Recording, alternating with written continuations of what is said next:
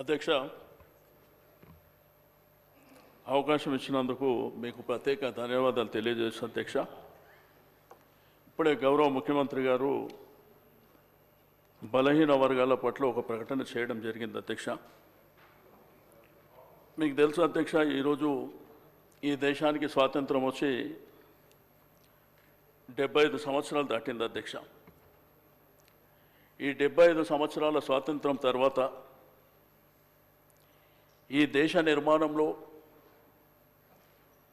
ఈ రాష్ట్ర నిర్మాణంలో ప్రధాన భూమిక పోషించింది బడుగు బలహీన వర్గాలు, వెనుకబడిన తరగతులు, అణగారినటువంటి ప్రజలే అధ్యక్ష. ఏ రంగంలో తీసుకున్నా కానీ ప్రధానమైనటువంటి భూమిక పోషించినటువంటి పరిస్థితి. కానీ ఈరోజు సామాజికంగా, రాజకీయంగా, ఆర్థికంగా ఒకసారి ఆలోచన చేస్తే దేశవ్యాప్తంగా కానీ రాష్ట్ర వ్యాప్తంగా కానీ ఎప్పుడు మా హక్కుల కోసం పోరాటాలు చేసేటువంటి సందర్భాలు, లేకపోతే మాకు ఇది కావాలి అని డిమాండ్లు చేయడమే తప్ప ఏ రోజు కూడా మాకున్నటువంటి సంఖ్యాపరంగా ఇది మా డిమాండు, మా రైటు అనే విధంగా గతించినటువంటి ప్రభుత్వాలు, ఈ దేశంలో అనాదిగా ఉన్నటువంటి ప్రభుత్వాలు కూడా ఏ రోజు 75 సంవత్సరాలలో ఆలోచన చేసినటువంటి దాఖలాలు లేవు అధ్యక్ష. మరి ఈరోజు ప్రవేశపెట్టినటువంటి ఈ యొక్క కులగణన విషయంలో ప్రధానంగా 2011 సెన్సస్ ప్రకారం అప్పుడున్నటువంటి పాపులేషన్ 3,50,03,674గా చూపిస్తుంది అధ్యక్ష. అయితే ఈరోజు ఉన్నటువంటి ఈ యొక్క ప్రకటనలో మరి సుమారు 1,15,71.457 కుటుంబాలని అధ్యక్ష. ఆ రోజు ఉన్నటువంటి పాపులేషన్ అంటే 2011 అంటే 14 సంవత్సరాలు, అంటే దగ్గర 13-14 సంవత్సరాలలో ఒక 6 లక్షల పాపులేషన్ పెరిగినట్టే చూపిస్తారు అధ్యక్ష. ఇక్కడ 370 అంటే మీరు చేసింది 354 అయితే 96.9 అయితే ఇంకా 3.1 పార్టిసిపేట్ చేయలేదనేటువంటి. అయితే ఈ లెక్కలని నిన్న నుంచి చూస్తుంటే అధ్యక్ష, బీసీ సంఘాలు కావచ్చు, మేధావులు కావచ్చు, అనేకమైనటువంటి డిబేట్ల ద్వారా కావచ్చు కొన్ని అనుమానాలు కూడా వ్యక్తపరుస్తుంది. దీంట్లో ప్రధానంగా ఈ పాపులేషన్ పెరగాలి కదా, ఎట్లా తగ్గింది అనేటువంటిది. ఓ వైపున బీసీల పాపులేషన్ తగ్గినట్టు కానీ, రెండో వైపున ఎస్సీల పాపులేషన్ తగ్గినట్టు కానీ, మూడో వైపున ముస్లిం పాపులేషన్ తగ్గినట్టు కానీ, ఓసీల శాతం పెరిగినట్టు కానీ కొన్ని లెక్కలు వస్తున్నటువంటి సందర్భం అధ్యక్ష. గౌరవ చైర్మన్గా ఉత్తమ్ కుమార్ రెడ్డి గారు మొన్న ప్రెస్ కాన్ఫరెన్స్లో గణాంకాలు చెప్పినట్టు ఆ గణాంకాల ద్వారా తెలిసినటువంటి విషయాలలో చర్చ జరుగుతుంది అధ్యక్ష. అయితే దీంట్లో ప్రధానంగా ముఖ్యమంత్రి గారు చెప్పినారు అధ్యక్ష, ఇప్పుడే ఎన్యూమరేటర్లను పెట్టి కొంతమంది అధికారులను పెట్టి చాలా వరకు మేము పారదర్శకంగా చేయాలనేటువంటి సంకల్పంతో చేసినామని. కానీ నేను ముఖ్యమంత్రి గారికి మీ ద్వారా రిక్వెస్ట్ చేసేది ఒకటే అధ్యక్ష, మీరు ఏదైతే ప్రొఫార్మా ఇచ్చినరో 57 అంశాలు ఉన్నాయి దీంట్లో. దీన్ని ఏంటంటే మీరు మరొకసారి ఆలోచన చేసి, ఎందుకంటే ఈరోజు ఇది ప్రధానమైనటువంటి అంశం, మన సమాజంలో ఉన్నటువంటి 100% మంది ఉన్నటువంటి అంశం కాబట్టి దీనివల్ల ఏంటంటే అనేక అంశాలు దీంట్లో పొందుపరిచారు కాబట్టి చాలామంది ముందుకు రాలేకపోయారు. నాకు తెలిసి గ్రేటర్ హైదరాబాద్ పరిధిలో 30% కూడా పార్టిసిపేట్ చేసినటువంటి దాఖలాలు లేవు. మీరు మీ స్టేట్మెంట్లో కూడా కొంత జిహెచ్ఎంసీలో కూడా జరగలేదనేటువంటిది మీరు చెప్పారు అధ్యక్ష.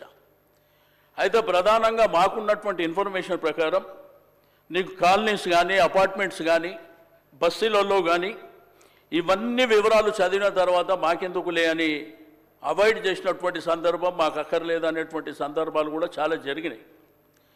అయితే మీరు చేసినటువంటిది ఇంకా పకడ్బందీగా చేసి ఇంకా దీంట్లో ఏంటంటే హరిబరి తొందరపాటు లేకుండా ఇప్పటికే మీరు ఒక 3-4 నెలల సమయం మీరు చేసిర్రు. సబ్ కమిటీ ద్వారా 12 సార్లు మీటింగ్ జరిగింది అనేటువంటి అంశం మీరు చెప్పినారు.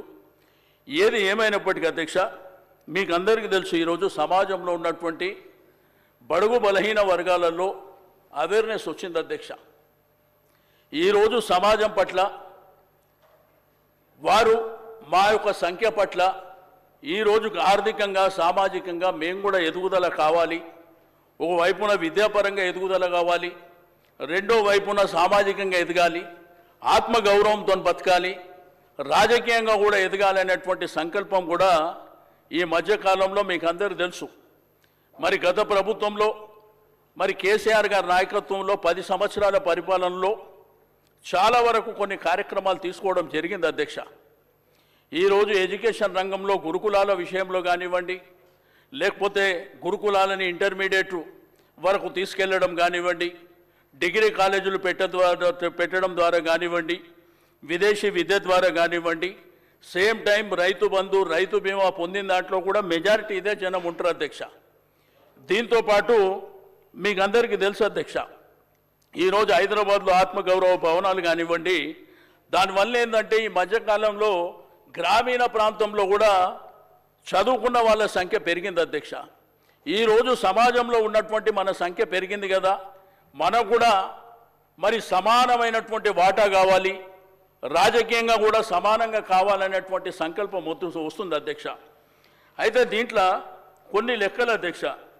ఇప్పుడు 2023 అసెంబ్లీ జరిగినప్పుడు assembly election commission of India ఆధ్వర్యంలో వాళ్ళు 3,32,318 మంది ఓటర్లు ఉన్నారనేది వాళ్ళు లెక్క చెప్పారు అధ్యక్ష. 2023లో 3,32,32,18 మంది అని.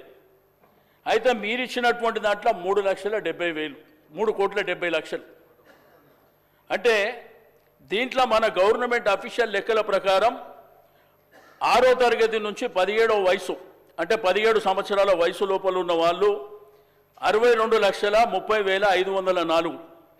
అదేవిధంగా ఏదైతే ప్రైమరీ స్కూల్లో ఉన్నటువంటి 0.6 వయసు ఉన్నటువంటి పిల్లలు 38,99,000 ఉన్నట్టు. ఓవరాల్గా తీసుకుంటే ఈ 4,33,61,822 నుంచి ఈ 3,70,00,000 మీరు ఏదైతే నివేదిక ఇచ్చినారో అవి తీస్తే 62,84,268 మంది ఎక్కడ పోయినట్టు. ఈ లెక్కలు గవర్నమెంట్ ఇచ్చిన లెక్కలే. ఈ స్కూల్ చదువుతున్నటువంటి కాలేజ్ చదువుతున్నటువంటి పిల్లల లెక్కలు అఫీషియల్గా గవర్నమెంట్ ఇచ్చినటువంటి. కాబట్టి నేను దయచేసి మీ ద్వారా గౌరవ ముఖ్యమంత్రి గారికి ప్రభుత్వానికి మీకేందంటే ఈరోజు మనము ఇది కేంద్ర ప్రభుత్వానికి ఇక్కడ తీర్మానం చేసి పంపించాలనేటువంటి ఆలోచన మీరు చేస్తుండొచ్చు. కానీ గతంలో కేసీఆర్ గారి ప్రభుత్వంలో 2014లోనే మనకు రిజర్వేషన్లు కావాలి, మన సామాజిక అంశాలు ఈరోజు వాళ్లకు ఎడ్యుకేషన్ రంగంలో కానివ్వండి, సేమ్ టైం ఉద్యోగ అవకాశాల విషయంలో తీర్మానం చేసి 10 సంవత్సరాల క్రితం పంపించారు. కాబట్టి తీర్మానం చేసి పంపేయడం మూలాన మనకు వచ్చేది ఏముండదు అధ్యక్ష. ఏదైతే పక్క రాష్ట్రాలలో తమిళనాడు కానీ మహారాష్ట్ర కానీ పక్క రాష్ట్రాలలో చట్టబద్ధత ఏదైతే చేసినరో డెఫినెట్గా చట్టబద్ధత చేస్తే మీరేదైతే కామనిటీ డిక్లరేషన్ చేసినరో ఆ డిక్లరేషన్ ప్రకారం 42% రిజర్వేషన్ లోకల్ బాడీస్లో వచ్చేటువంటి అవకాశం ఉంది అధ్యక్ష. కాబట్టి దయచేసి మీరు ఆ దిశగా ఆలోచించాలి. ఎందుకంటే మేము సర్వే చేసినాం, మేము ఇక్కడ తీర్మానం చేసినాం, ఢిల్లీకి పంపించినాం అంటే అది సరిపోదు అధ్యక్ష. ఈ సమాజం కూడా యాక్సెప్ట్ చేసే పరిస్థితుల్లో లేదు. దయచేసి ఇది తప్పకుండా ఆ ఫలాలు వాళ్ళకు అందాలంటే మీరు తప్పకుండా చట్టబద్ధత చేయవలసినటువంటి అవసరం ఉన్నదని నేను ఈ సందర్భంగా తెలియజేస్తూ ఉన్నాను అధ్యక్ష. అదేవిధంగా సర్వే విషయంలో కులగణన అంటే సింపుల్గా మన కులానికి సంబంధించి మన రెసిడెన్షియల్ అడ్రస్ కానివ్వండి, సేమ్ టైం నేను ఉద్యోగం చేస్తున్నావా వ్యాపారం చేస్తున్నావా ఆ అంశాలు సరిపోతాయి. ఇందులో 56 అంశాలు పొందుపరచడం మూలాన కొంత ఇబ్బంది ఉంది. కావాలంటే మీరు పబ్లిక్ డొమైన్లో పెట్టండి, తప్పకుండా ఆ వివరాలు సేకరించవలసినటువంటి అవసరం ఉంది. రేపు భవిష్యత్తులో మీరు 9.69 వరకు చేసి 96.9 మీరు చేసిండ్రు అంటున్న అధ్యక్ష. రేపు ఈ 3.1% కూడా చేయలేదంటే ఇది మనకు రేపు కోర్టులో కానివ్వండి. రెండోది, భవిష్యత్తులో ఏదైతే పార్లమెంటు సీట్ల సంఖ్య పెరిగినప్పుడు, మరి అదేవిధంగా అసెంబ్లీ సీట్ల సంఖ్య పెరిగినప్పుడు కూడా చాలా తేడాలు వచ్చేటువంటి అవకాశం ఉన్నది. రెండోది ఏంటంటే ఇక్కడ 21 లక్షల మంది బీసీలు చనిపోయినారు అనేటువంటి లెక్క ఒకటి కనిపిస్తుంది. మరి అదేవిధంగా ఎస్సీలు 1,79,000 మంది చనిపోయినారని, మరి అదేవిధంగా ముస్లింలు 1,66,000 మంది చనిపోయినారు అనేటువంటి ఒక లెక్క కూడా మరి మీకు సోషల్ మీడియాలో కానీ పేపర్లలో నేను చదివినటువంటిది. దయచేసి అది క్రాస్ చెక్ చేసుకోవాల్సిందిగా నేను ఈ సందర్భంగా తెలియజేస్తా ఉన్నాను. కానీ 2000 సోషల్ మీడియాలో వచ్చేదాన్ని ఎక్కడ కూడా విశ్వసించద్దు దయచేసి.